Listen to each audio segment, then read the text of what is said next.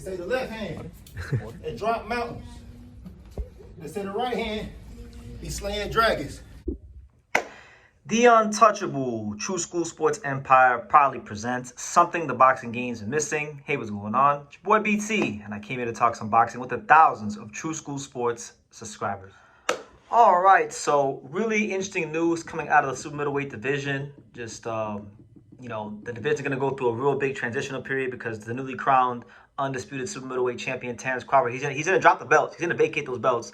They're all going to go free. He's going to go down to middleweight and try to pursue fights with the likes of Johnny Beck and guys like that to try to become a four-time undisputed champion. So a lot of fighters that probably wouldn't have won a world title or had a chance to are now going to have a chance to. And Ring Magazine has reported that one of the matchups that could be for a world title is currently, there's talks going on for these two to fight in the first quarter of 2026. And those two fighters are Christian and Mbilli versus Jaime Munguia. Now, that's going to be a fun fight. Like, that's a real fun fight. Jaime Munguia, we know he's an all-action fighter. He recently, he tested positive for PEDs, right?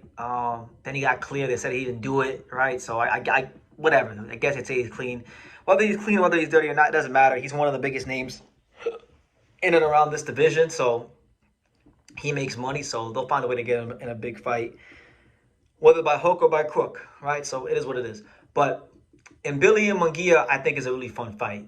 Two action fighters, two guys that are not coming to box, that are not coming to play around, and it should be a lot of fun for the division.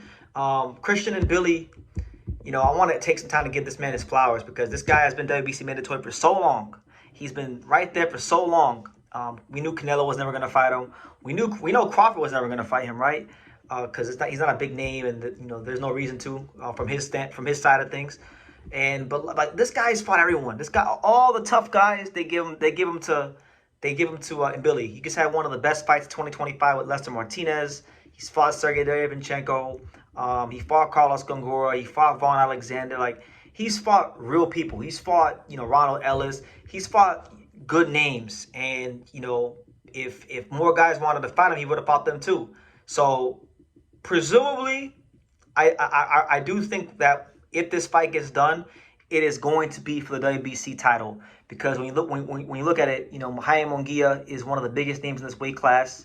He is Mexican, and we do know the WBC and Mauricio Suleiman and all the fine folks there. They got a long history of favoritism towards their own people. La Raza sticks together, and they look out for their people. So listen, I ain't hating on it. I'm just telling y'all what's really going on, right? So shout out to them. But you got him on one side, and Billy's stock is at an all-time high because of that great fight he had with Lester Martinez. So, and style-wise, action fighter versus action fighter. It makes sense. And then when you look at the rankings, right now, Mbilli is the interim champion. So that means that when the belt goes vacant, either A, the WBC will elevate him, or B, he will be in a vacant title fight. And the number one contender is Canelo. The number two contender is Hamza Shiraz.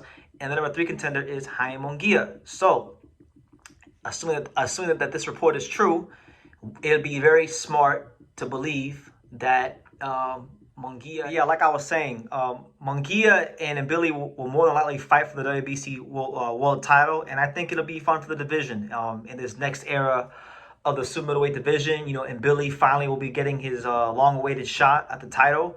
Munguia will get a chance to become a world champion for the first time since he was at 154 when he knocked out Saddam Ali in a complete mismatch.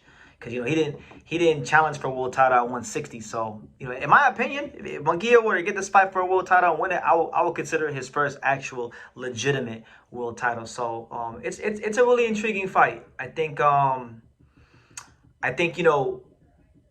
had Munguia just get knocked out against Bruno Suarez, and even in the rematch, like, he won, but he didn't necessarily look great in the rematch. And there's a lot of questions about what happened. Apparently, he's been cleared and he's been vindicated that he wasn't dirty, right? But people are going to question it regardless.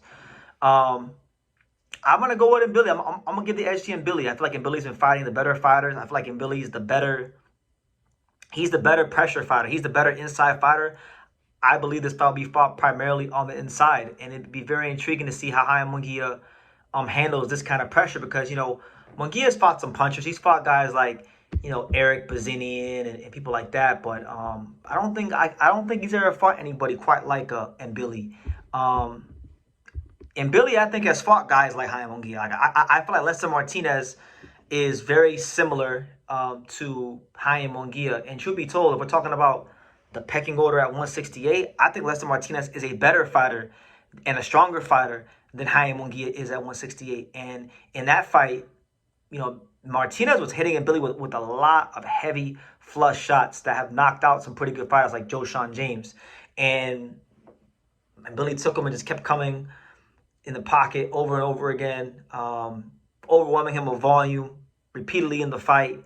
And so what it comes down to when you fight a guy like Christian Mbilli is you have to have something to keep this guy off. Because if you don't, it's going to be a long, tough, arduous night for you. And to be honest with you, with Crawford out of the picture and the division about to go into a whole new era again, I think it's you can make the case that out of all the guys, let's just say like all the guys in the top 5 contenders, I think Mbilli might have a case for being the best middleweight right now.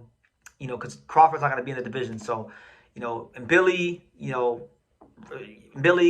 you say Canelo's one because he's Canelo, right? Canelo's still in the division. He hasn't retired yet. I will say Canelo is one. But after Canelo, in this new crop of guys trying to become champion, I feel like Mbilli has to be right towards the top. And if he gets the fight against Munguia, it's his chance to really stick his flag in the ground and let everybody know, like, hey, I'm Christian Mbilli and I'm here to stay. So, yeah, really, really intriguing stuff. But what do you guys think? What do you guys think about this potential matchup between, this wrecking ball, Christian Mbilli and Jaime Munguia? I think it's a great all-action fight for the division.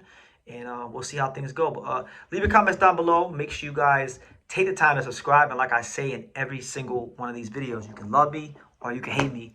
But I'm just a kid from Dania. So until next time, take care, guys. Thank you for watching True School Sports. Thank you for watching another video on the untouchable True School Sports Empire, the home of boxing. We're on the road to 100,000 subscribers, guys. So help us keep being great. Help us keep pushing out that real boxing content for the fine folks all around the world. And make sure you jab, you hook, you Mike Tyson, you Mayweather that subscribe button. Pops, show them how do they gotta hit the subscribe button. Pop, pop, pop.